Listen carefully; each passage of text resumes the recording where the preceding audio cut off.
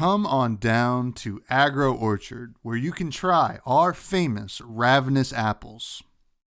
Yes, they come in red. Unfortunately, sometimes they come in yellow, and you hate to see a blue one. Fresh and buds now. Fresh and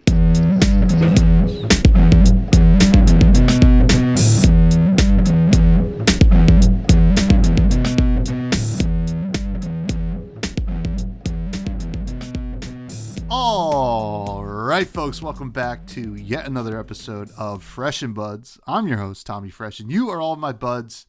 And yes, the rumors are true. Az from Go Again Gaming has returned to the show. Episode 170. God, I'm happy to have you here. How you doing, my friend? I'm doing really well. Yeah, 170 episodes. That's insane. Well done. We're getting there. We're getting there. We're just, we're not stopping. Not stopping. Until they tell me to. Yeah, exactly. So LSS is just like, Tommy, that's enough now, mate. That's enough now. Yeah. Back it in. You know what? I'm surprised I haven't gotten that message a lot earlier, but I'm just gonna keep going. So until Brian or James says, you know what, that's enough.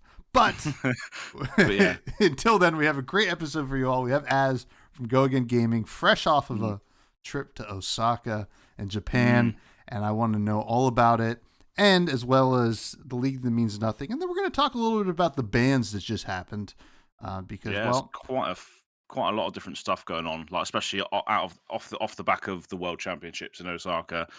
A lot of stuff going on. Obviously, the new set was announced. Obviously, we had a banned and restricted this week, which I've already spoken about a little bit on the Living Legends podcast as well. So shout out to Bill and Kel, who we do this a lot as well each week with regards to all the hot stuff coming out. We're going to speak about that as well today for sure. Nice timing, because it seems to, whenever there's like a BNR, it's like, oh yes, there's a podcast to do, which is always good fun.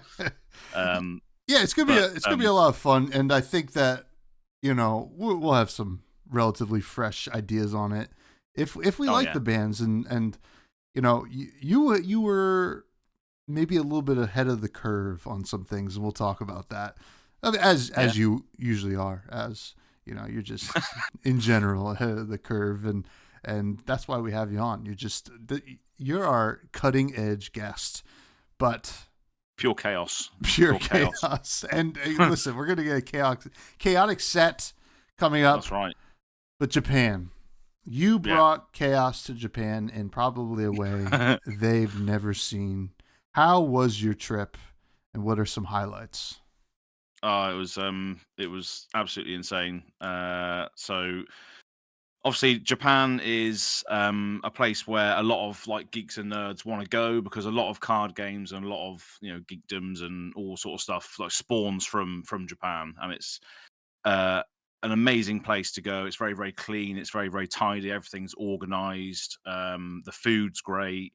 There's so much about it, and from a sort of tourist and foreigner sort of experience, it's an alien world out there, but it's just absolutely amazing, and I want to go back already as a result of the trip, and being able to just go into a kombini and buy a strong zero, which is a drink that I immediately I was like, how do I climatize to Japan? Okay, what I'll do is I'll just go into a kombini, which is a convenience store in Japan, and you can buy just drinks, you can buy beers, you can buy all these sorts of wonderful, colourful drinks in the shelves. And I climatize myself straight away by grabbing a strong zero and just taking a walk around Dotonbori, which is the river where all the sort of the Glyco Man sign is and everything. And it was just a perpetual vibe in Osaka, and it was a great place to hold the World Championships.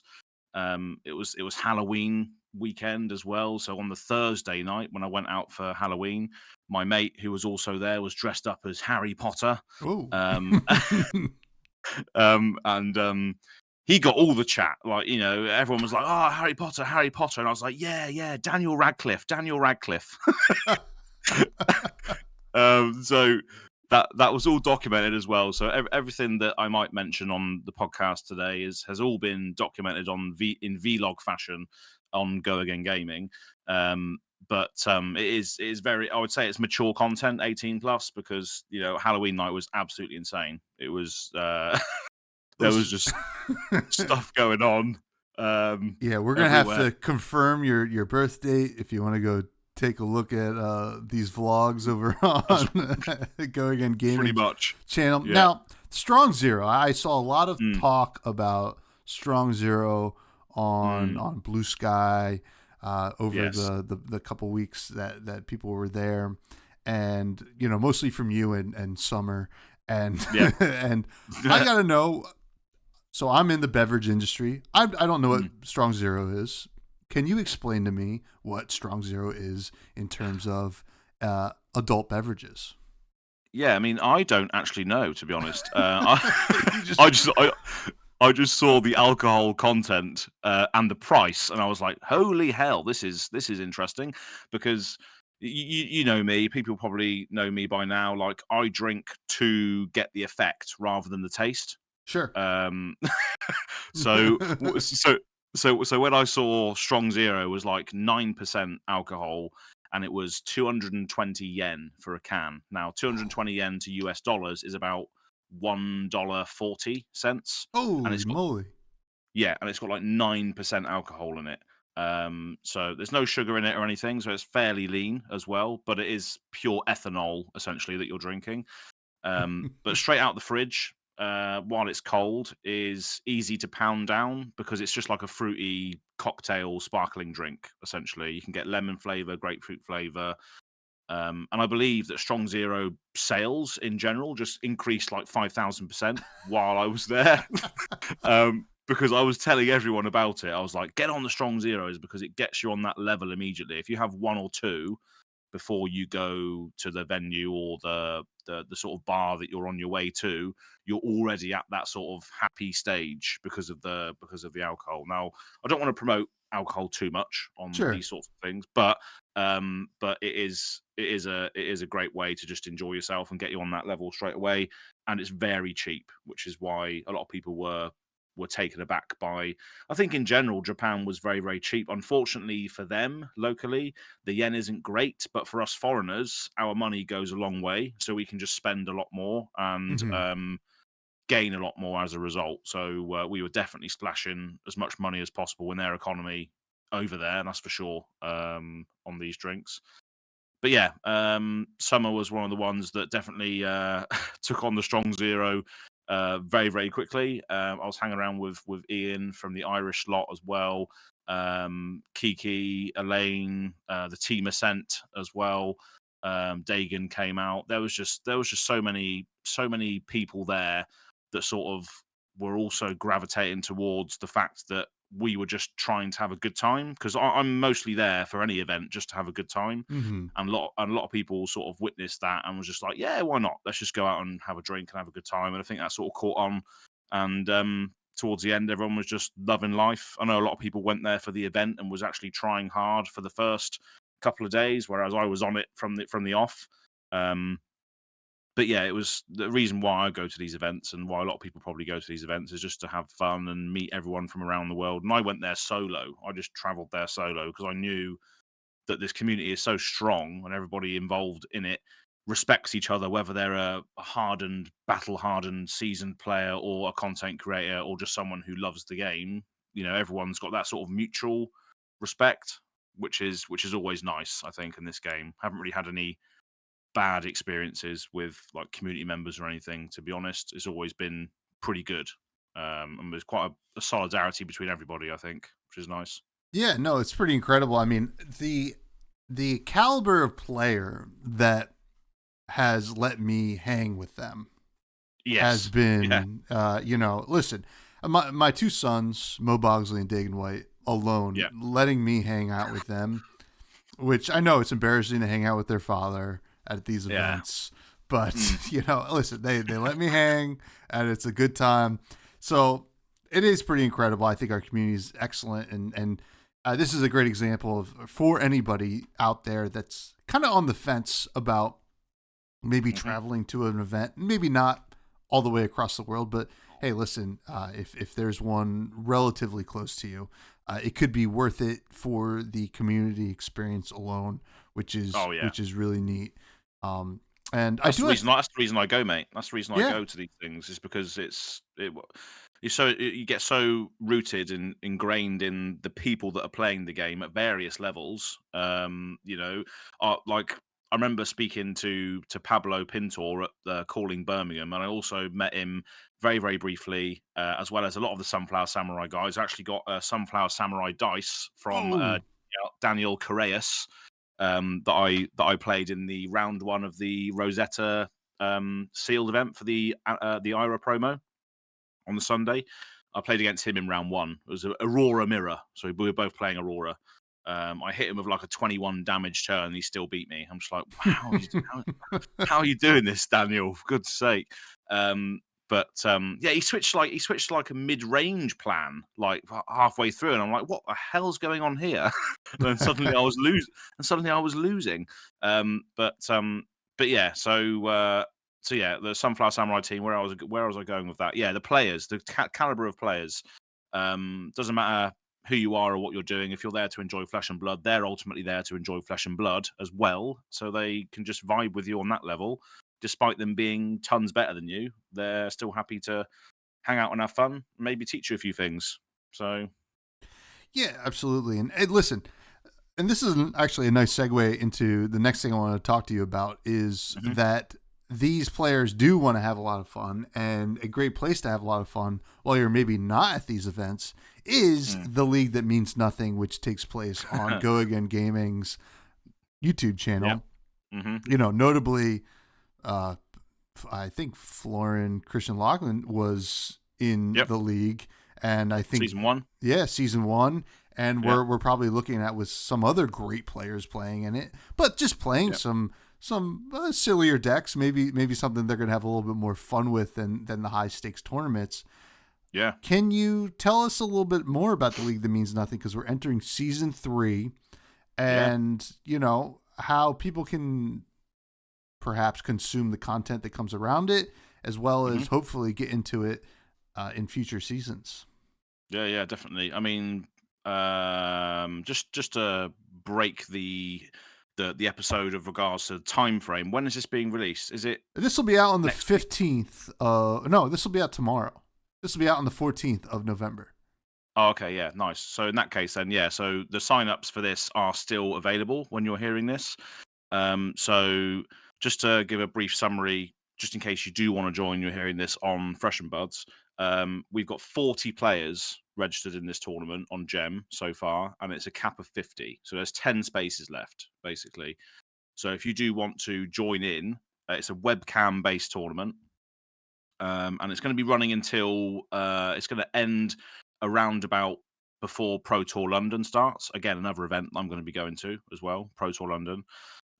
So it's going to be at least 4 months of content with CC content and webcam-based edited gameplay, which you've experienced. You've done a little bit of casting on the season 2. So yeah, it's basically the League That Means Nothing saved. To be honest, it saved Go Again Gaming. It saved my channel. To be quite profound about it, because at the start of this year, I did not know what I was going to do with Go Again Gaming or my channel in general, because a lot of us, myself included, are not very good players. We're not getting events. We're not getting the accolades. We're not like top 8ing events consistently. We're not getting day 2 callings. We're not doing any of this. So to try and add value to a content sphere when you're not getting results was the main sort of thing on my mind at the start of the year. I was like, what do I do? How do I do content if I'm not great at the game? Yeah, I'm sure a lot of people can relate to that, because a lot of us are just in this to have fun. So I thought, what can I do? I love the game. I love CC. I think CC is the pinnacle of the game. That's the best matches are being played in CC. What is Flesh and Blood doing that's very, very good? Clearly, its tournament scene. Its tournament scene is absolutely insane. Its events are very, very good. What if I do an event, but it means absolutely nothing? Let's host an event that has no stakes involved whatsoever. But it's still a league. It's still a competitive structure, but there is no prize. There's no entry fee. There's no prize. There's no accolade at the end of it. And I thought, let's just do this for the crack and see what happens. And we had 12 signups on season 1, and one of those was, as you mentioned, aforementioned Florin Lockin, who was in that debate for one of the greatest players of the game. Was just like, yeah, I'll play. Dear Mamada as well played in season 1. And we've had a few other people as well. I can't remember now because season 1 seems like so long ago. It was only this year, to be honest, but it seems like so far away. So yeah, that really sort of gave me extra juice and extra sort of drive to really do something on Go Again Gaming, which I just didn't know what I was going to do. Because before that, if I look back at last year and think of what content did I do, I honestly don't know what I was doing. I don't know. I was doing vlogs for events that I was going to. I've tried doing things like the UPF stuff. Like you actually appeared, as well as Capolo and Pat Shaw, in the UPF Ultimate Pit Night thing. I tried that. I also tried that before with Red Zone Road, Dear Mamada, and Bill from Spike Feeders, like a couple of years ago. But yeah, the real passion and the real sort of thing I love about Flesh and Blood is CC. So I was like, what sort of content can I do? And the League That Means Nothing really sort of saved my channel to a certain degree. And now we're in season 3, and it's tripled in size since season 1. With again a massive myriad of players playing in this one as well, from content creators, actually good players, and then people that just want to play because they don't really get to play much maybe in their local area. Webcam is easier for them. Again, it's another thing as well. It's like accessibility. A lot of people maybe don't have a game store or don't have the confidence to go out to a game store or play, etc. The League That Means Nothing gives you that ability to play in a league with no stakes, with nothing tied at the end of it. So I think it was a good sentiment, and clearly it's resonating with some people. When I went to Osaka and spoke to James White and Brian Gottlieb, both of them commended the league and they thought it was a fantastic initiative. So that's even given me even more drive to carry it on. So it is going to be a mainstay on Go Again Gaming now, the League That Means Nothing. So we'll see how far it can grow. But every season it's grown, and yeah, I'm just really, really proud of it because it sort of dug me out of a hole which we all find ourselves in content creation. We all find ourselves going like this in waves. Like, wow, yeah, this is really, really good. I'm getting loads of views now, and then suddenly, I'm not getting loads of views now, or I'm just. It's hard to carry on when you don't know what direction you're going in. So it's good to find that sometimes. So yeah, bit of a long-winded answer, but hopefully it made sense to a lot of people listening and yourself as well. Well, I tell you what, buddy. I mean, it is such a cool little community thing that spans, multiple countries and regions and skill levels. And I also love the whole bit that it is a league that means nothing, as someone that casted quite a few games when something would happen that clearly was not part of the rules. I'd be like, well, that was supposed to happen, but it doesn't mean anything. Luckily. So, that's right. We're all good here. When Az is cheating and doing things, luckily it means nothing. Yeah, which is, I mean, it's just hilarious. I love the lightheartedness of it. And it's also, to be honest, selfishly, it is a great way for me, when I'm interviewing somebody, if they partook in it, I'd try to bring it up. When Florin was on the show, I brought up Florin's participation in the first season. I've asked questions for Sophia, who was on Pitch Perfect pod. Asked a question for her in regards to her performance on the League That Means Nothing. Doing really well. Yeah. I mean, she's so good at the game. So I kind of love it. It's like a nice little additional thing that's happening in the community. So I applaud it, and I'm very happy for it. Now, I'm excited to see if it spawns some more homebrew / bespoke tournament structures in the community. I know that Rainbow Pitch is a huge league that we see happen as well. What are some other leagues that you'd like to see kind of come out of this that necessarily you don't have to do because you already have your plate full with the league that means nothing? Yeah, I think it's a great way to. I think we've seen a few of like tavern brawlers. I think do stuff like this, and I've tried stuff like this in the past, like the Go Again Gaming Open. Like I did that the first year I started my channel. I did the Go Again Gaming Open, which was a live stream event, which all happened on one day.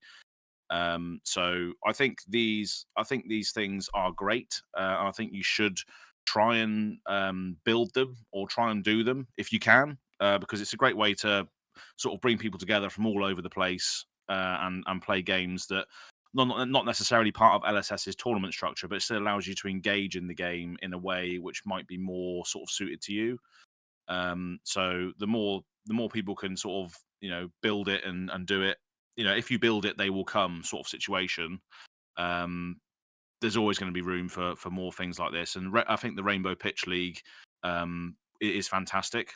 Obviously, their sort of cause is great, and again, it's just about creating these spaces where people feel safe to play. But also maybe like from the league that means nothing side of things, it's just okay, I want to play more, but I just want to play for the fun. I don't care about the result. Maybe I can get some practice in. A lot of people play in these leagues for different reasons, but if you create the space for it, then people will most likely play. And the webcam games as well it's another thing that. I mean, I do like Talishar, but there's nothing better than playing with your actual cards. Yeah. I feel like there is too much Talishar stuff out there at the moment. So what I like to do is I like to look at what's out there and then do the opposite. So if there's a load of Talishar content out, I'm like, okay, maybe we should do physical games but still online. How would you do that? Webcam is the best way to do it. But yeah, I mean, I'm just an advocate for playing with physical cards. So I always like playing with physical cards, whether that's online or in person. I always like playing with my actual cards. Talishar just gets a little bit monotonous sometimes. So yeah, I don't know where I was going with that, but yeah. No, I definitely. I mean, I love playing with my cards. I love going to Armory. Yeah, I totally get it, and it's smart to see what people are doing and maybe do the opposite, right? I went out and I was like, wow, look at all these good podcasts. What if I made a bad one? And that's right. Here I am, 170 episodes later, keeping it bad to the bone. I mean, you started just doing it on your own. You started just talking into the microphone on your own. Which not a lot of people would do. So fair play for doing that from the off. It was definitely a wild time, and for anybody who wants to go back to the first couple episodes, I wouldn't recommend it. But you got to experience Tommy growth, figure out the game first of all, because that was the biggest thing. I wanted to learn the game, and I felt like talking about it might help. And here we are now. Speaking of learning the game, and the new set, Rosetta, newest set, Until the Hunted comes in January. We got to get your fresh faves as from Rosetta. Really cool sets. We met when Tales of Aria came out, right? We started pretty much, talking back then, and here we are. We've returned to Aria, and Rosetta is a really sweet set. So I got to know, who was your favorite hero from this set? From Rosetta is 100% Aurora. Always has been. Like since I saw the hero art and the weapon that she was carrying in the was it Pro Tour? What was the last Pro Tour? Amsterdam, when it was released, when it was revealed. It must have been. It must have been. Yeah. So when the keynote was happening, there was like the Rosetta trailer, and it was like you saw this like Aurora sort of spunky character that was sort of piggybacking off of Acilio, the big giant robot. And she was bragging about how fast she was and all this, and she just reminds me of like a Final Fantasy character. which is a series that I grew up with, and the sword that she's holding is very, very reminiscent of one of the legendary weapons that Tidus can get, or Tidus can get in Final Fantasy X. So it's called a sword called Khalid Bolg. So that's what really, really drew me to the character, and that's probably spoiling what my favorite weapon is from the set. Yeah. Well, I mean, we might as well ask, what was your favorite weapon from the set? Absolutely, Starfall. From the off, I was like, yeah, I'm going to play this character simply because of the weapon. I love the look of it. Before I even knew what it did, I was like, yeah, this is my favorite weapon, because for me, and I think a lot of us, we identify with heroes because of the aesthetic. If there's going to be something new that we like, it's more, especially because it's a hero-driven game, a lot of us will gravitate towards a hero that we like the look of, or whether that's a weapon they're carrying or something that reminisces with us. That's the strength that Flesh and Blood has, is that you can resonate with heroes because you're piloting a hero, aren't you, with your deck. So yeah, that immediately spoke to me. But I just love the mechanics of Starfall as well. It's just a fantastic weapon in general. It really sort of holds the Aurora turns together. And it just feels like pinging someone for 2, they're never really gonna block that, and then that sort of opens up what I'm going to go into in a minute with my favorite card, or one of the favorite sort of run of the mill cards.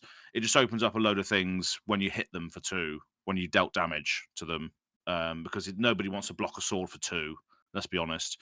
So, and there's a load of cards in Aurora as well that just do lots of little ping damages, and it's just really, really hard towards the end game as well to try and stop all of that onslaught coming in at you of the arc lightnings and everything else that she's doing. So yeah, I really, really enjoy it as an aggro deck. Haven't played as much as it as I would have liked. Played quite a bit of sealed with Aurora. Mm-hmm. And yeah, I mentioned earlier that I played against Daniel Correas, who was also playing Aurora in the first round of the sealed IRA event.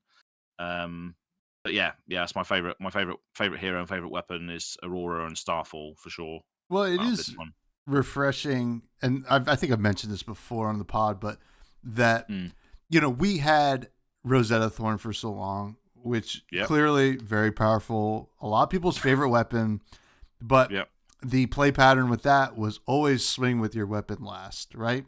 Mm-hmm. Yeah, which it makes sense. That's how it was designed, but it's just refreshing to have a weapon that you want to do in the middle of your turn, right? Yeah, it's the glue. Yeah, which is really cool. So I appreciate that. Now, what was your favorite equipment?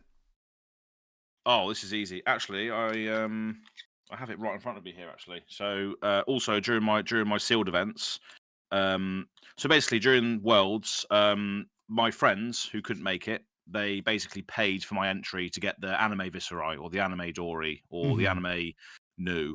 I didn't scalp them. I just said, pay for my event and you can have it, because at the end of the day, they're my mates. I'm not going to rip them off. And I got the sealed packs as well, right? Still got the boosters.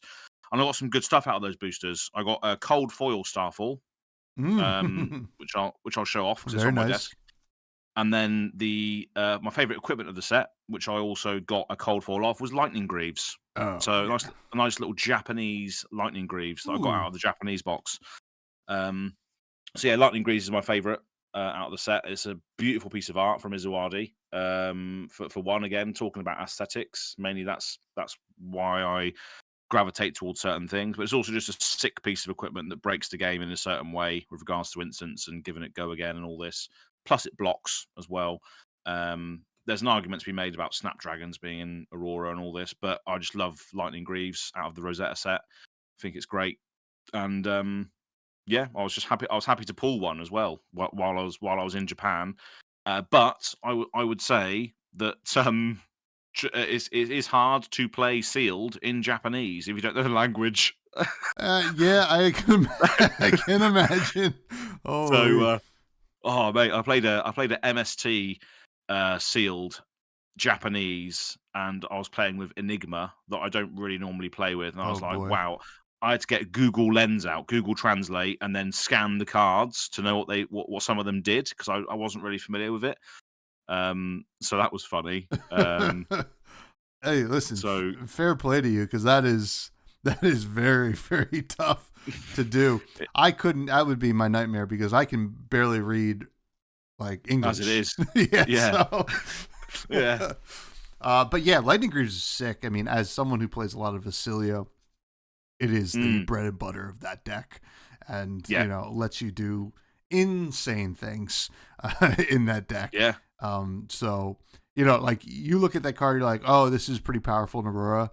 And then you look at it in Vasilio, you're like, holy smokes. Yeah. See, I haven't even looked at that angle yet with Vasilio, and I probably am going to see that sort of thing because the League That Means Nothing. Just going back to that quickly, there's 4 Vasilios signed up in that event. So now that's talk about a fun deck. That is the funnest of fun. Yeah. So that's going to be a good time. Now, yeah, you alluded to your favorite run-of-the-mill card. Which is it? So I was talking about dealing damage earlier from the sword. Mm-hmm. So for the listeners at home and maybe for yourself as well, can you maybe guess what this might be? It cares about if damage has been dealt, then it gets extra things. Basically, I would say second strike. If I'm if I'm a betting man, there we go. So yeah, second strike red is in this deck always a 0 for 4 with go again. So I just absolutely love that. So second strike, it's a 0 cost, 3 attack, 2 defense, lightning action attack. When this attacks, if you've dealt damage this turn, which you probably would have done with Aurora because there's so many pings, the sword comes in for 2 and everything. It gets +1 and go again. So it just becomes your 0 for 4 with go again lightning action, which again is good because it turns on your embodiment creators as well because it's a lightning card. Great chain starter and all this. But yeah, it's I think it's absolutely sick. It's very, very inconspicuous because it's just a 0 for 3 conditional go again. But I just thought, this is going to be my run of the mill card because every time I've played it, it's just been awesome. Just been a 0 for 4. So yeah, that's my pick for this sort of slot run of the mill card. Is second strike, just because it synergizes with what Aurora wants to do before you play this, basically. Yeah, I mean it is. There's so many ways to give it go again in Aurora. It is such an impressive card. So yeah, great pick. Nice little common pick. Shout out common. Yeah, exactly. I don't want to be like, oh yeah, Arc Lightning, Channel Lightning. Hey, listen. I'll give you a common. There we go. Everything's valid, but we do like those little sneaky picks like that. So exactly, yeah. I gotta ask, as this is a question I don't think I've asked you yet, but what class and talent would you be in the world of Wraith?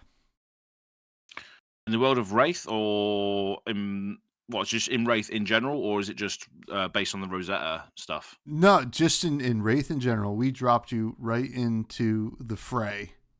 What class are you, and what talent, if any? Some people say no talent.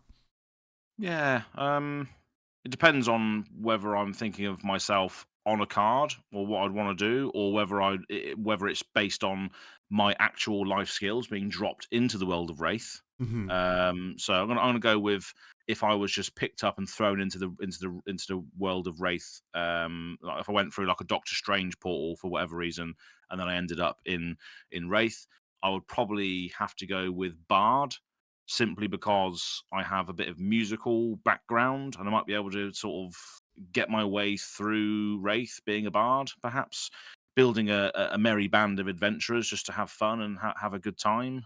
Maybe travel around with the Everfest Carnival, and maybe get on the pints of strong and stout. Maybe even maybe hang around with Betsy because she knows what she's doing with regards to drinking and having fun and just beating people up. But yeah, so I reckon Bard. Probably Bard. That then maybe even a Guardian, like a bodyguard or something, but loves to get on the drink every now and again. Who knows? I mean, it sounds like there's alcohol involved, no matter what you pick, but it's all valid to me. So that's a great answer. Now, we did just get a banned and restricted announcement. And I got to say, you did jump the gun on this band announcement. We knew it was coming this past Monday. And you were like, hey, listen, we're not having any of this nonsense. You went up and banned Count Your Blessings from the League That Means Nothing. Thank you. Just in general, yeah. The whole suite. Yeah. The whole lot. And we just got the announcement, and let's just go through it. First of all, Classic Constructed. This is the big one, the one that people pay attention to the most. High Octane was banned. Now, this is something that they even hinted at, and it was almost certainly going to happen, as much as people maybe didn't want to. Yeah.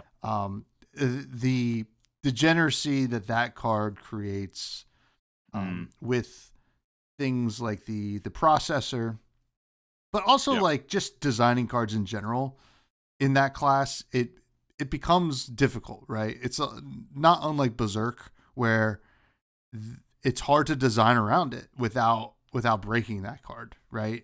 Yeah. So, what are your thoughts on the High Octane stuff?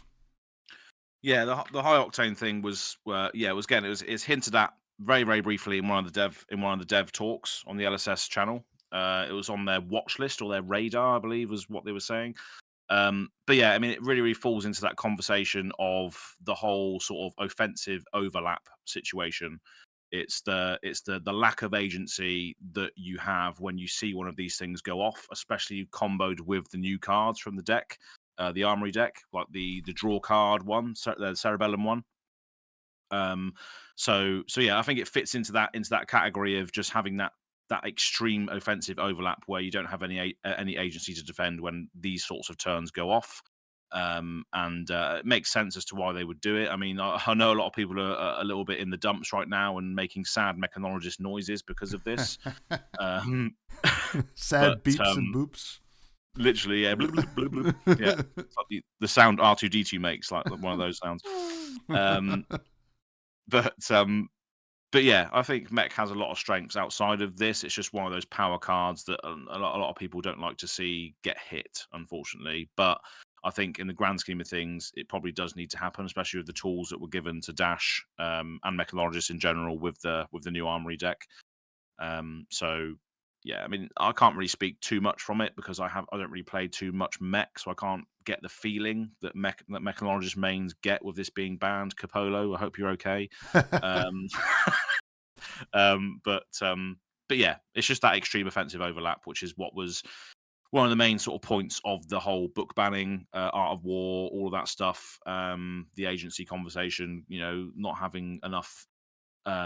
Not enough things to sort of react to this sort of turn with, just creates a bad experience sometimes, and just too much high roll situation, which looks like they're trying to curb out of the game in general, especially with the other bans as well, like the other card draw cards that were banned in Living Legend, for instance, the Wizard ones, which we'll get onto. But yeah, I think it's good. What do you think about this? Well, yeah, I mean, it's a little tough, and I think we would have seen it banned with the other books, right? Yeah. If the -IO Armory deck wasn't coming out, right? It's hard to give people something and then take it away before they get to play around with it. And I understand that they do that sometimes. They preemptively ban Berserk, et cetera, before the KO deck was even announced at that point, I don't think. But it is tough to look at High Octane and the turns it creates in Classic Constructed in a world where other decks can't really do that and say, okay, this is not okay. And sure, I think -IO is a very beatable deck. The High Octane turns are not very beatable. So it is, it's one of those things where I think that -IO is going to be okay. It hurts Max, I think, the most, to be honest, right? You don't get to build the mech and then attack with it a bunch of times, and I think that was like how that deck was functioning. Now, we've seen them print stuff in the expansion slot, so I'm not too worried for the mech fans out there. And until then, you could just, try to just play Slab Dash and get it LL'd. She's on the cusp, isn't she? She is on the cusp. Inventor extraordinaire.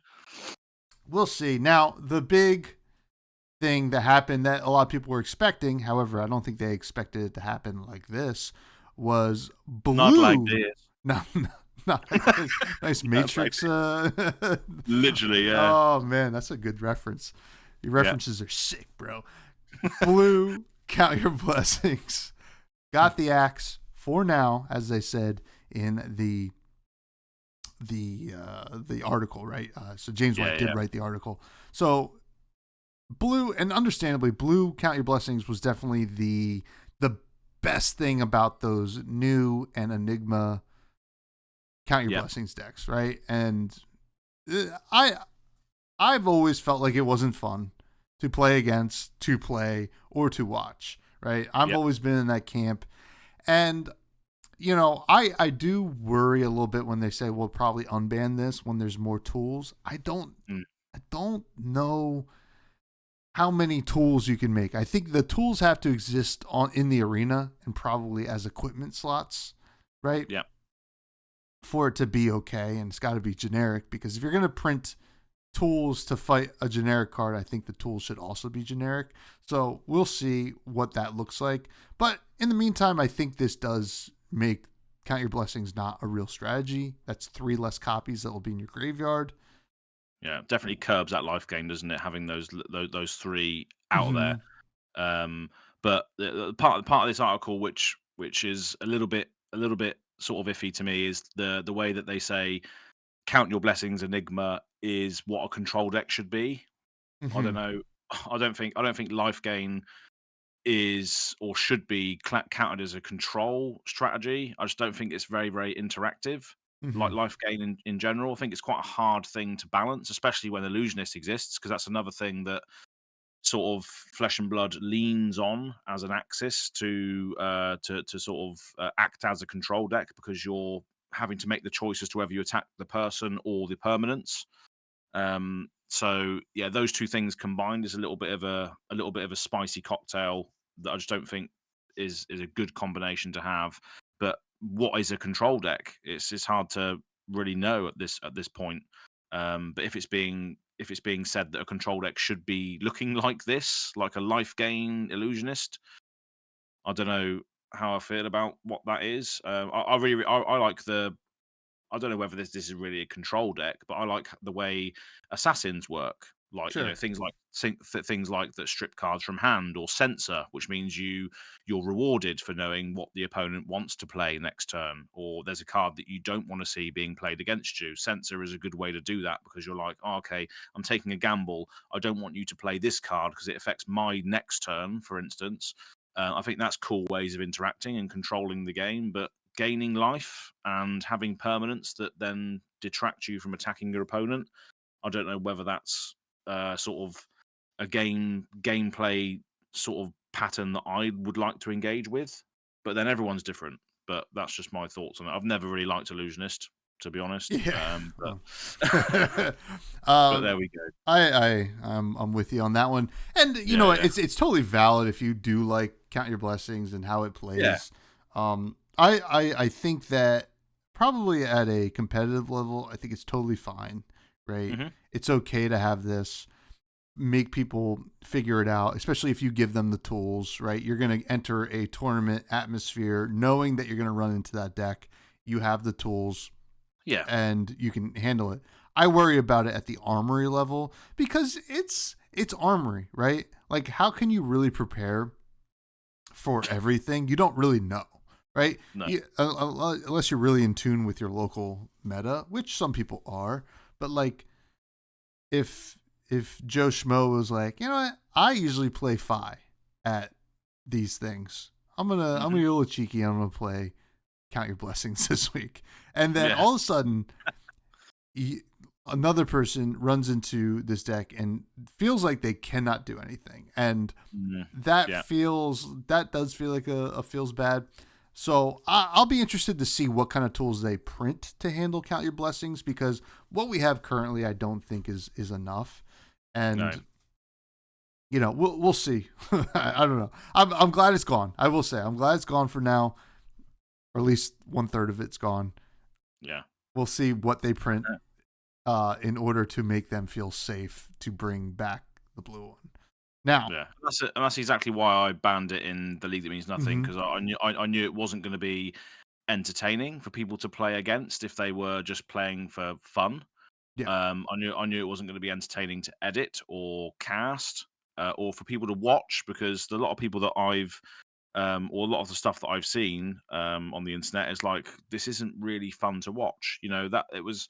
I wasn't watching the World Championship because I was there having fun. That's the reason I'm in this game, just to have fun.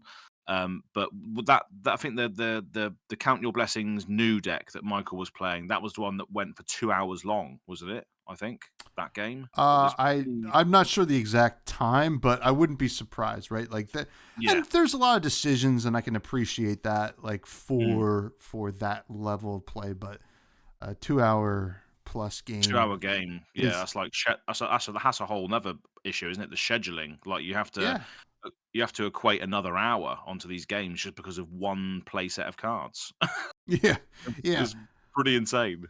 Which is a whole other bag of hammers, and Yeah, yeah, I hope that, and there's a reason it was banned. So yeah, we will see what we get in the future. Now, yeah, we are on the cusp of a skirmish season. Blitz had some changes. Zen is back. They're giving Zen a second shot yeah. because Zen LL'd in like 2 weeks or 2 or 3 weeks, That was which was crazy. pretty Yeah. crazy. They banned Belittle. I put here in the notes that banned Belittle again. I mean more again, as in they banned it in another format. Mm, Belittle has been a problem in a lot of formats, yeah. and I don't know if that hinders the Zen deck, but it certainly, I guess, slows it down, makes it a little less. Um, I wouldn't really know. I don't know what Zen was playing in that format, Yeah, but I yeah. have to assume they were playing Belittles because it's a very good card. So, very interested to see what that means for Zen, and if Zen just LLs right again. That would be crazy. I don't think technically that can happen this time because of the way they changed the LL system. And then they also banned Hadron Collider, which, to be I had to honest, check. I had to check which is what this did. This Hadron Collider thing. Um, but I think it's maybe they did like some internal testing with Datadol, yeah. because I think that Datadol can just rip these off the top, and it's just like she can continue to do that. Boost, rip another one off the top. Boost, rip another one off the top. So I think it could be just an absolutely high roll scenario, as getting all these Hadron Colliders out and just killing your opponent straight away in Blitz, which could be the reason why. But it's just funny that these things are identified. Like they're playing with all these new mechanologist cards, maybe giving Data Dole a spin internally in house and be like, "Oh, actually, what we need to do is we need to ban Hadron Collider Yeah. because that card is insane. Like what? Yeah. It came out of nowhere. Yeah. Well, it's kind of funny because like they definitely the problem child is probably one of the newer cards. And to be honest, I'm not very versed in Data Doll or Same. Yeah, Blitz, yeah. but it's funny that like Hadron Collider caught a stray right here. Literally. Yeah. Which is so funny. I was like, I forgot that card existed. Which is, what set is that from? That's from Bright lights, isn't it? Bright Lights. Holy smokes! Yeah. I mean, I That was played a lot of was that that this set. year? That was this year, wasn't it? That was a year No, ago. That was a last year fall. ago. Oh god. Yeah. So, Wow. rest in peace, Hadron Collider. We Yeah. hardly knew you. Mhm. And Zen, welcome back. And Gary, I'm sorry they didn't bring Viscerai back, but maybe next time. Oh, savage. Just have to hug the pillow for a little bit longer. Yeah. Yeah. Now, Living Legend, I don't know if you've had much experience with this format yet, but floodgates, open the floodgates was restricted. Now, we saw crazy turn 0 wins with Kano with this card, just drawing into Yep. more of your deck. Certainly, it's totally fine in CC Kano, but it's clearly a problem in Living Legend. And then the unrestricted Starstruck, which to be honest, I didn't even know that Starstruck was restricted to begin with. Yeah, So, well, it's just hilarious, like how if you look back at if you look back at Barcelona, World's Barcelona, the Living Legend event that went down there. The top 8 was all Starvo. They looked at that event and was like, wow, okay, we need to do something here because Starvo's clearly still an absolute force. And then you give it 1 year and suddenly Living Legend is pretty diverse. As a result of that, Starstruck, you can have 3 again now. Yeah. So clearly not the strongest deck anymore, but still Starvo is still absolute power. But it just goes to show how much a difference a year can make for a format like this. And I think it's great that they're putting more focus on Living Legend. Obviously, Chicago is it a battle hardened or a call? I think it's battle hardened. That's a calling. It's a calling. Yeah, it is. You're right. Yeah, calling Chicago is Living Legend format. So I like to see that they're putting more focus on this sort of this format that will catch all of the heroes that have Living Legended. So if you've got like a Dromai deck or a Prism deck or whatever, an old school Prism deck, and you want to still play it, you can just go and play in a calling level event with a deck that's LL'd in CC. The more focus they put on that, the less bad it's going to feel when your favorite hero or favorite deck rotates out, basically, because you can just go and play it in Living Legend. So the more events they do of this nature, I think, is the better. Because I can still play Azalea in Living Legend and still have some great matchups. Especially with how powerful she is now. But yeah, I think it's great. Living Legend in general is just getting more limelight shined on it. Yeah, it is kind of interesting. I don't play much Living Legend probably until I'm gonna need to, just because. But every once in a while, I'll pop into a queue with a CC deck just to see what's going on. Yeah, mostly it's like a Riptide deck, like a control Riptide deck into some of those decks. Actually feels quite good. You're like, holy smokes! Yeah. Now imagine if I had Plunder Run. Oh my god! Now we're really cooking. And it's like the ceiling there is definitely exciting. So I'm interested to see how Chicago goes down. Yeah. And then finally, Commoner, which is also having a big event coming up. I forget if that's the Battle Hardened or not. In Portland, Oregon, got a ban of Aether Ironweave. Chain is the clear top tier deck, so they wanted to kind of hamstring it a little bit, and Chain will still be good without Aether Ironweave, no doubt, but this does hurt it a little bit. So I'll be interested to see how that event goes, because I know that Icelander is still forced to be reckoned with there, and as well as maybe like Rhinar. I don't know who else is excellent there, but those are some good decks. Do you have much experience with Commoner? Not really, no. I haven't really played much of it. I mean, Aether Ironweave makes sense though, because it's just the first thing I thought of when I saw Aether Ironweave banned was Heart and Crossstrap, because Heart and Crossstrap is also a common that gives you 2 resources, but it's not actually 2 resources. It's the next attack action costs 2 less, right? Whereas this is just blanket 2 resources, which can go a lot further, especially in Chain. So it definitely makes sense. Aether Ironweave also blocks for 1 and doesn't blow up. It's battle 1, so you can still use the ability.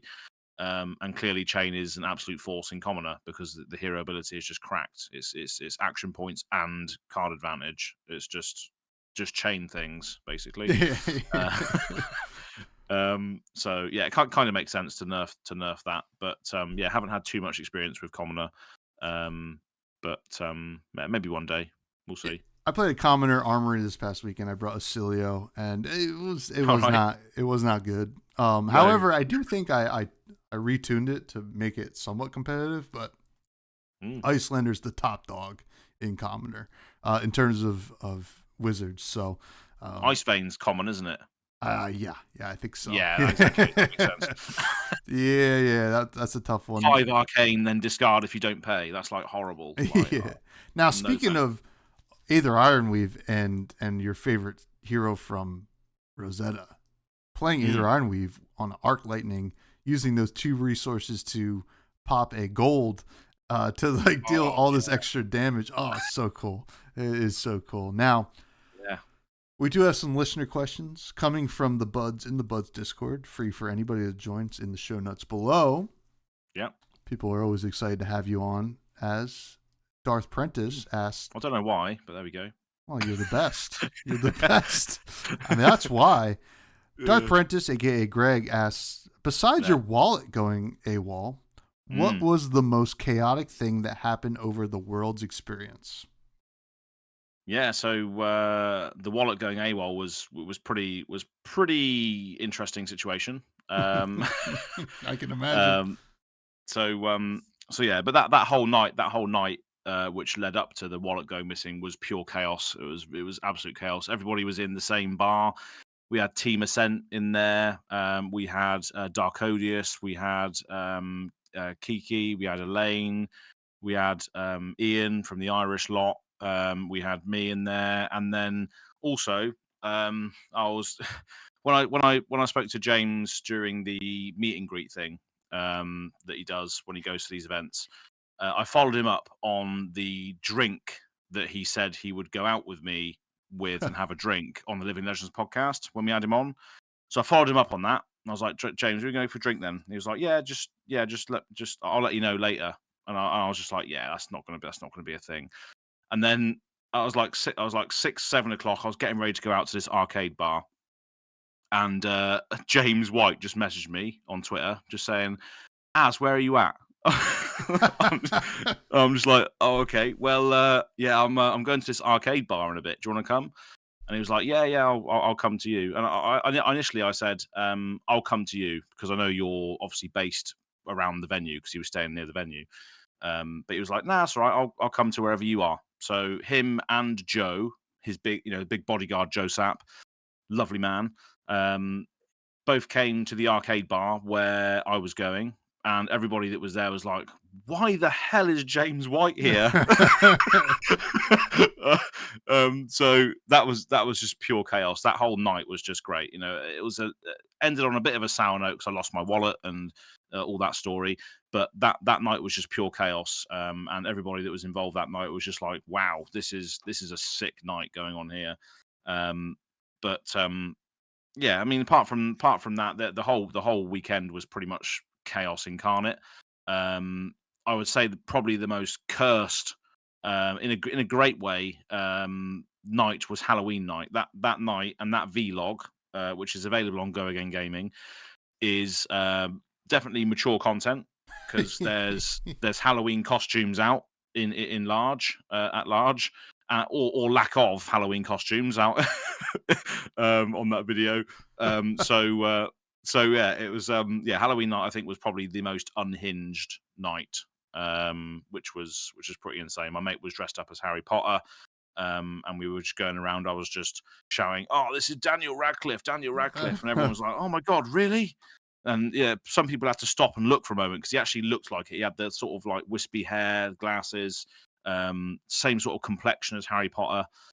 So yeah, he was loving life that night. He was the sort of topic of conversation. But yeah, I could just go on and on because the Japan experience was just great.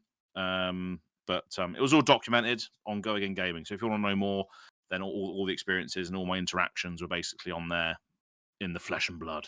Amen. Yeah, feel free to go do your research on the chaos that ensued in Japan. That's right. And yeah. Speaking of chaos, Sigma asked a couple questions, of course. Yeah. How does chaos mold and influence your life?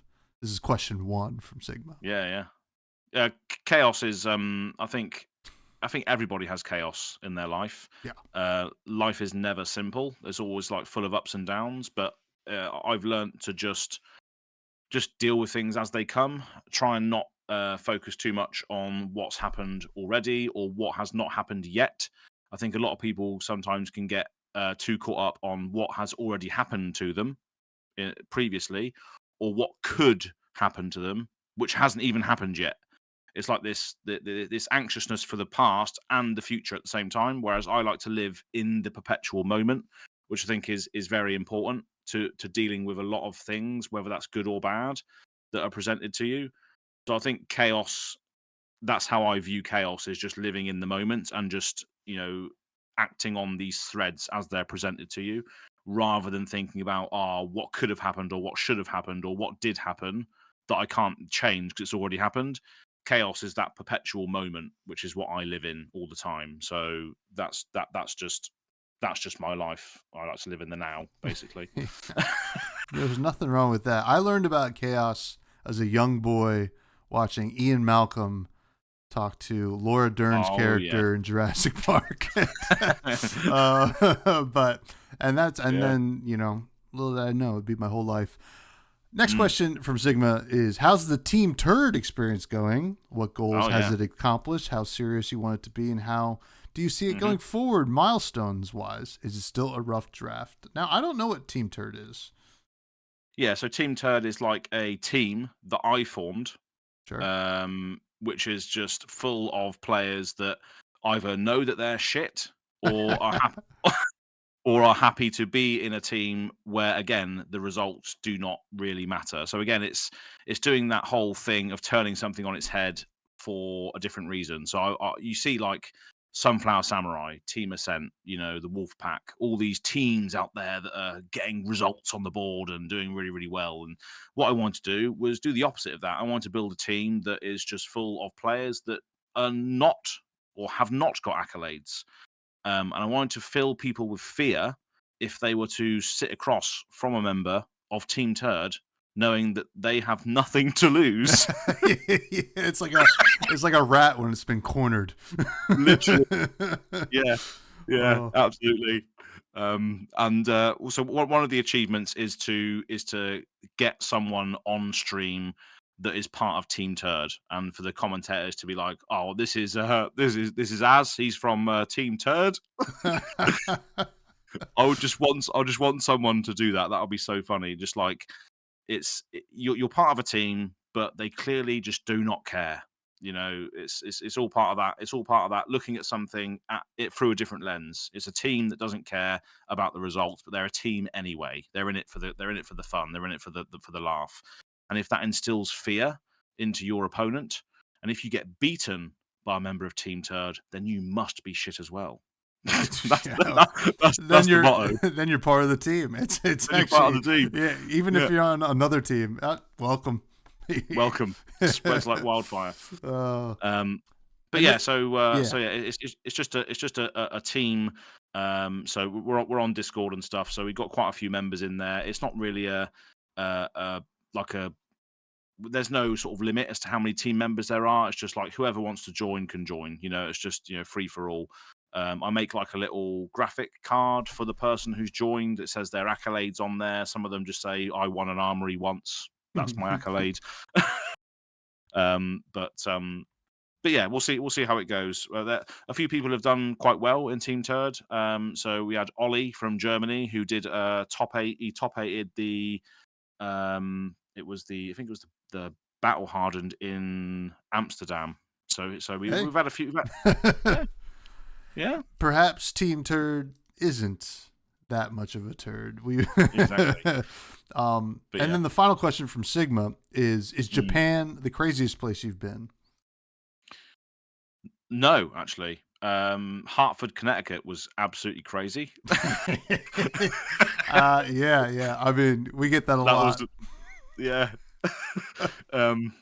But no, yeah, it was the craziest place I've ever been, in a good way. So I've mentioned everything already about Japan. If you want to see how crazy it was, you can go to vlog number 3, which is called Watashi wa Gaijin desu, which is a phrase that I used while I was there, which basically means I am a foreigner. So I think the Japanese people, they were like, we know. Yeah, exactly. No shit. But yeah, it was quite a disarming comment, I think, to say, especially in their language. If you say, "Oh, watashi wa gaijin desu," they just start cracking up because they clearly know that you're a foreigner, but you're yet announcing it to them as if they don't know. It was great. Fish out of water experience. But again, I thrive in that chaos environment. I thrive in just not knowing what's going to happen next and just living in those moments where I think you learn quite a lot about yourself when you're put in a deep end and you don't know what's going on. It takes a certain person to learn from experiences that way. Not everybody does, but I do. I like to jump in the deep end and have to fight my way out of it to survive. That's what I thrive on. I like those moments. So yeah, Japan was definitely crazy for that. So, as I can imagine. Now the next question comes from William from the Table Pit. What's the next step up from a shoey? Is it mama birding a beer? Asked by a little straight edge boy. William does not drink. No, he doesn't. No, that's fair enough. Well done. Anyone who can operate without alcohol is definitely talented in that regard. That's for sure. But I don't know what mama birding a beer means. What does that mean? So, like, well, when there's a baby bird and the mama bird, the baby bird can't really hunt for themselves. So the mama bird chews up like the worm and gives it to the baby bird. Regurgitates it a little bit so they can eat it. Yeah, okay. So about that, yeah. The next step up from a shoey, I think that's probably the pinnacle of 0 F's given is doing shoey. Especially if you, I did a shoey for a preview card once. I said to Alex on Twitter, I was like, if I do a shoey on my birthday, can I have a preview card? And he was like, yeah, why not? So I did that, and I was wearing a pair of espadrilles. So espadrilles, you don't really wear socks with espadrilles. You just wear your you just bareback it basically in the shoe. And because they're quite hot. It's quite a hot day. Espadrilles are quite nice because they keep your feet cool. But then if you pour a shoey into that and drink it out of the espadrille, it's got extra texture and flavor. So all right, texture. Anyway, moly. Let's get out of there. Next. Capolo asks, what are your inspirations outside of Flesh and Blood when you make content? This is a cool question. Like inspiration, like when I'm just walking around and stuff, and just commuting and that, I like to listen to film soundtracks. Okay. So yeah, I mean, one of my favorite film soundtracks is from The Last Samurai. So the composer is Hans Zimmer, which is just a fantastic composer in general. The Interstellar soundtrack again is absolutely fantastic. Cornfield Chase and all that sort of thing. It's just I think film soundtracks just really they hit a big note for me. I think because they're trying to be cinematic, they're trying to invoke feeling, and I think music does invoke a lot of feeling. So I think that's where I get a lot of my ideas and inspiration from is music in general. But yeah, one of the main sort of offshoots of my music taste. I like metal and all this, but I think my weird pick for music is and something people might not know is the film soundtrack side of it. I absolutely love it. So yeah, that's where a lot of my inspiration comes from is music, but mainly like film soundtracks and other things like that. So great. Yeah, I love me some film. I love me some John Williams, to be honest. Oh yeah, absolutely. Star Wars composer, right? Yeah, Star Wars, Jaws, Close Encounters of the Third Kind, Indiana Jones. I mean, I did Hedwig's theme from Harry Potter for the Harry Potter fans out there. Home Alone, that soundtrack just makes me cry. I'll tell you that much. Yeah. Just man. That's good. The last question comes from Nathaniel from Bold Brew Games. Oh yeah. It do simply ask, how was the Osaka bike ride? Yeah, so the day before the last day, this was after my wallet went missing as well. So I essentially lost my wallet. I was very, very drunk the night before. This was the night where James turned up at the bar and at the arcade bar and stuff. We all got very, very drunk that night, and I knew the bike ride was the next day. So I was walking on thin ice that night because I knew the bike ride was the next day. But I did it anyway because we obviously were in the moment and stuff. I was up till 5 a.m. that night, and I lost my wallet and I fell asleep on the street outside the arcade bar. All right. And then I realized I had to actually get up and go to the bike ride. After I'd lost my wallet, my phone had run out of battery, so I had to somehow find my way back to the hotel in the deep Japan. So I had to basically ask people, like, what was I trying to say? I was like, Nippon Bashi, which is the station where my hotel was. Doko ni arimasu ka, which basically means Nippon Bashi, where is the station? Like, I was trying to find my way through broken Japanese, trying to find my way back. I didn't think the bike ride was going to happen. So it was one of those things where I got back to my hotel room. I was very, very intoxicated from the night before. Still, it's only been a few hours since I woke up, basically, and the bike ride was going to happen. I logged onto my laptop. Obviously, I didn't know where my wallet was. All my cards were gone. I didn't have any money on me apart from PayPal. So luckily, the people that I had sort of organised the trip with were happy to, like, me send them the PayPal money and they withdraw it for me. So there's loads of different things that sort of stacked up. But I didn't think that bike ride was going to happen. But luckily it did, and it was absolutely sick. It was Osaka to Kyoto. And it was along a river path basically the whole way. So it wasn't a hard bike ride. It was just pretty flat the whole way. Some of the views were absolutely sick, and I got bitten like hell though. So I came back and I was just like, I like loads of mozzie bites all over me. So I was literally just wearing shorts and t-shirt. And little did I know that was a mistake to not cover up, because on the way there we saw people with like masks up and long sleeves and like lycra and stuff, and it makes sense as to why they were doing that now, because there were so many insects that were biting me on the big chunks as well, like like massive lumps on my legs and stuff, and that were just it's crazy. But yeah, the bike ride in general was fantastic. Again, it was vlogged, it was documented. It's a nice little ASMR sort of video, really, with like just cycling through and seeing the scenery and that.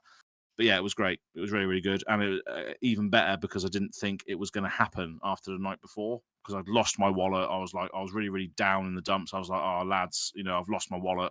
I've had a really, really rough night. And everybody in the bike ride group chat was like, "Oh, don't worry about it. We'll come and meet you at your station, the Nippon Bashi station." One of them, I've got this on my desk actually. So one of them gave me this wallet, which is like an anime wallet. Okay. So they gave me a wallet, and inside the wallet was a 1,000 yen bill. So this is from the two. That's really nice. Yeah, and it was from the Austrian guys that were on the bike ride. And he was like, I've got your wallet I've got your 1K bill in there. Hopefully that's enough to get you to the bike ride shop. Because we'd already booked our bikes. We already booked our hotel in Kyoto when we got there. So I was just like, yeah, we might as well just do it then. And luckily, to be honest as well, I had a few messages. Because I posted this on Twitter, on the socials. I was like, you can go out and have fun in these places, but just be careful, because I lost my wallet and, my cards were essentially charged. So someone had found my wallet and started spending money on my cards. Wow. Basically. So yeah, I posted that, and then a few people messaged me and said, do you need any help? So that was nice. So again, strength for the fab community coming through. But luckily, I didn't need too much help, because I still had funds in like the PayPal, and I could just be like, mate, do you want to, if I transfer you money on PayPal, can you just withdraw it for me? So the guys on the bike ride were happy to do that. So despite all of the adversity, we managed to do it. We acted in the moment as we've gone, and we just did it. We just did it, and it was great, and it was definitely worth doing. So if you're in Japan, Road Bike Japan, there's an office in Kyoto and an office in Osaka. We opted to get the bike ride done from Osaka and then just drop the bikes off at the Kyoto office, and then we just explored Kyoto for a bit, which was nice. Wish I could have spent more time there, but probably going to try and do Japan again with the girlfriend at some point, and just take it in a bit more, because there was a lot of flesh and blood involved around this one. So maybe second time with a wallet, which would be nice. And yeah, I mean, to be honest, I can't stop picturing the scene of you passed out outside this arcade bar, and local coming up and waking you up and say, "Are you okay?" And you just say, I'm a foreigner, and yeah, we know. Yeah, go yeah. home. No shit. Yeah. But this has been a blast as always, buddy. Always great to hang out with you. Yeah, cheers, Can mate. you please, we've talked about your channel, but please plug it again and everything you got going on. And thank you again for coming on. Yeah, no worries. So I'm Az from Go Again Gaming YouTube channel. When you're hearing this as well, actually, as we mentioned earlier, there are still spaces available for the League That Means Nothing. So if you do want to play some webcam games over a long sort of period of time, it's going to be running for 3 or 4 months because the matchups and the rounds happen every 2 weeks. So you get given a pairing, and then you have 2 weeks to organise and play that game, and then capture it as well, etc. For the content and the sort of playback. If you want to get involved, you can do. The sign-ups are still there, so just reach out to me on Twitter or X, Go Again Gaming AZ, or Blue Sky, Go Again Gaming AZ there as well. That's pretty much it, really. Got a lot of content coming out over there, and I'm going to be at Pro Tour London as well. So I'm going to be doing a lot of vlogging there as well, with the same crew as well. A lot of the people that were in our sort of group for Japan are all coming back for Pro Tour London, so that should be fun. And we're going to try and source some strong zeros. We'll try and relive that moment again. That would be wonderful. Yeah. I'm hoping to get out to London. I don't know if I'm going to be able to swing it because I'm also, I believe, going to Scotland next year in the spring. So we'll see if I can make both work. That would be very nice. But whereabouts you going? What was that? Whereabouts you going in Scotland? Still got to be planning. It's gonna be the honeymoon, actually. Honeymoon in nice. Scotland. Hopefully somewhere where I can drink a lot of whiskey. Yeah. And a little bit of haggis, please. Yeah. Some good stuff. Sounds good. But you can all continue to find me on Twitter and Blue Sky, mostly Blue Sky these days, at freshbudspod. YouTube, give it the old like, comment, subscribe. Check out the Buds Discord. I have another podcast I do with my cousin and best man at my wedding next weekend, Maddie, who we do Fresh Juice Indie Game Podcast. And finally, before we say goodbye, what was the best food you ate in Japan? Probably ramen. It's probably a cop-out answer because you're in Japan. I mean, it's probably going to be the best ramen you ever had. Oh god, yeah. It was the best ramen you can get is from. The thing is about Japan, is every single street has like so many businesses on one street, and you go down another street and there's loads of restaurants. You go down another street, there's loads of businesses there, and it's just like little hole in the wall, like mum and pop sort of style ramen shops, and they're always the best ones. The ones that have like 4 seats and like maybe 1 table, because they're going to put all of their heart and soul into it, and that's like the real Japan is those sorts of food shops. So yeah, we went into a few of those. The sort of highlight was the ramen shop we went to in Kyoto, which was a Jamaican jerk infused ramen shop. I mean, sign me up. It was so nice. It was so nice. So I got one clip on the vlog of me just slurping some noodles from that place. It was great.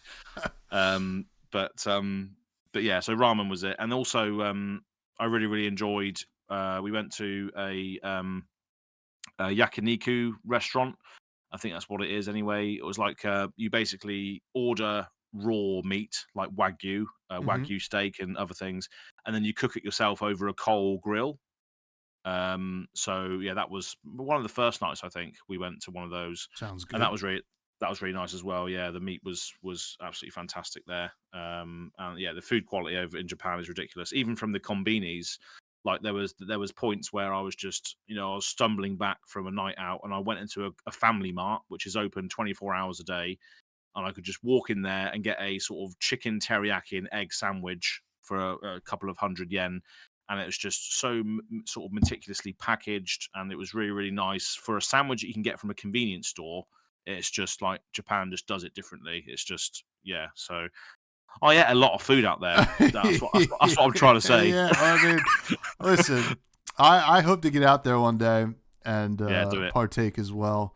But man, that all sounds good. And unfortunately, because of how good it sounds, we don't have time for Charmer. But I'm sure we'll get to it another time. Right. Everybody, stay fresh.